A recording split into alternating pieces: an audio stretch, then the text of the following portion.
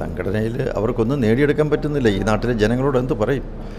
അടുത്ത ലോക്സഭാ തെരഞ്ഞെടുപ്പിൽ ആര് ജയിക്കും, ആര് ഭരിക്കും?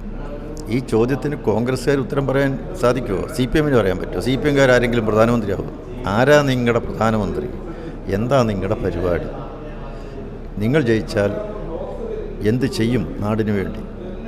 ഈ ചോദ്യത്തിന് ഉത്തരം കൊടുക്കാൻ പല കോൺഗ്രസ്സുകാർക്കും കഴിയുന്നില്ല. അതുകൊണ്ടാണ് അവരുടെ മുന്നിൽ ഒരു മാതൃകയുണ്ട്.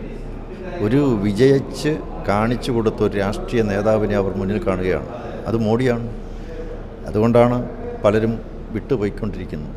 ഇന്നവർക്കൊരു പ്രതീക്ഷയുണ്ട്. കേരളം ഉണരണം, ഉയരണം, വളരണം, വികസിക്കണം. അതിന് കോൺഗ്രസിനും കമ്മ്യൂണിസ്റ്റ് പാർട്ടിയും കഴിയില്ല. ആ ഒരു തിരിച്ചറിവിലേക്ക് ഇന്ന് പല കോൺഗ്രസ്സുകാരും വന്നു, കമ്മ്യൂണിസ്റ്റുകാരും വന്നുകൊണ്ടിരിക്കുന്നു.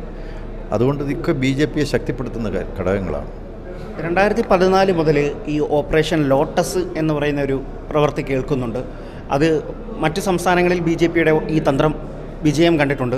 കേരളത്തിൽ 2 പ്രധാനപ്പെട്ട നേതാക്കൾ മറ്റ് PC ജോർജ് ഉൾപ്പെടെയുള്ളവരെ ഇവിടേക്ക് കൊണ്ടുവരാൻ സാധിക്കുന്നു. വലിയ രീതിയിൽ ഇതൊരു വലിയ മാറ്റമായിട്ട് മാറുമെന്നാണ് പ്രതീക്ഷ. തീർച്ചയായിട്ടും കേരളം, ഞാൻ പറഞ്ഞല്ലോ, കേരള രാഷ്ട്രീയ ഒരു വഴിത്തിരിവിലാണ്. ഇവിടെ ഒരു മൂന്നാം ശക്തി ഉയർന്നു വരികയാണ്. കോൺഗ്രസിനും CPMനും എതിരെ വളരെയധികം പ്രതിഷേധമുള്ള, അമർഷമുള്ള, അങ്ങേയറ്റം ഉത്കണ്ഠയുള്ള നിരവധി ആളുകൾ ചിന്തിക്കുന്നവരുണ്ട്. കേരളം ഇങ്ങനെ ആയാൽ പോരാ. ഇപ്പം 4.5 ലക്ഷം കോടി രൂപയുടെ കടമായി, ഒരു വ്യവസായവും വരുന്നില്ല, ചെറുപ്പക്കാർക്ക് തൊഴിലില്ല. ഇതൊക്കെ കണ്ട് മടുത്തവരാണ്. അപ്പോൾ ഭരിച്ച് മുടിച്ച് ഈ കേരളത്തെ ഈ കുളം തോണ്ടിയ കോൺഗ്രസിൻ്റെയും കമ്മ്യൂണിസ്റ്റ് പാർട്ടിയും പിന്നെ ആര് പോകാനാണ്? അതുകൊണ്ടൊരു മാറ്റം ആഗ്രഹിക്കുകയാണ്, ഒരു പരിവർത്തനം വേണം. അതുകൊണ്ടാണ് ഇതൊരു വഴിത്തിരിവാന്ന് പറയാൻ കാരണം. ഒരു ക്രോസ് റോഡിൽ വന്നിരിക്കുകയാണ്. അപ്പോൾ ഒരു പുതിയ പാത വെട്ടി തുറന്നിരിക്കുന്നു, ഒരു മൂന്നാം ശക്തി വളർന്നിരിക്കുന്നു.